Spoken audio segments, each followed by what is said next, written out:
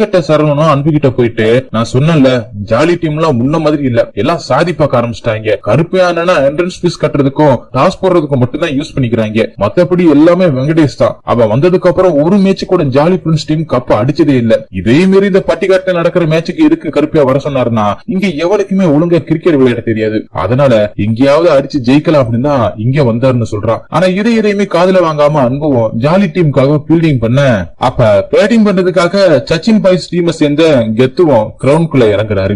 அவருக்கு விஜயகாந்த் பாட்டை போட்டு வென்றி கொடுக்க அவரும் பேட்டை சொல்றாரு. இந்த ஏரியாவில எங்க மேட்ச் நடந்தாலும் இவர் தான் மேன் ஆஃப் த மேட்ச் வாங்குவாரு. அந்த அளவுக்கு வெறித்தனமா ஆடுவாரு. அவரை பார்த்ததும் சரவணனும் அன்பு கிட்ட, உனக்கு இவர் மாதிரி தான் ஆகணும் ஆசை அப்படின்னு சொல்ல, அன்பும் முறைக்க அப்படியே மேட்சுமே ஸ்டார்ட் ஆகுது. போடுற பந்தலத்தையுமே கெத்து அடிச்சு வரட்டுறாரு. இதை பார்த்து அன்பும் வெங்கட் கிட்ட போயிட்டு, அண்ணன் கெத்துக்கு ஆப்ல அடிக்க வரல, அதனால அங்க பால போட்ட மாட்டிப்பாரு அப்படின்னு ஐடியா கொடுக்க, அதுக்கு வெங்கட்டும்,